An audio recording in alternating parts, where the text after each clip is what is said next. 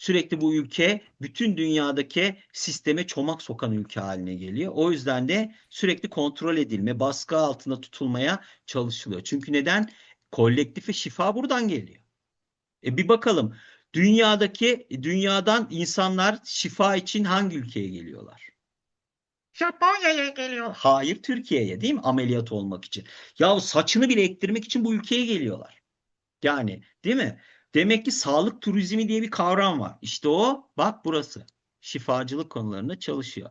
Aslında aydınlanmanın da kapısı aslında burası, değil mi? İlmin, bilmin kapısı. Bak tek dini bile buradan yayacaklar. Papa bile bütün belki Vatikan'ı topladı buraya getiriyor. Yani harıları. Bir bakın belki kamyonlar, tırlar yavaş yavaş ne altınlar vardı şimdi o Vatikan'da. Onlar da buraya geliyordur.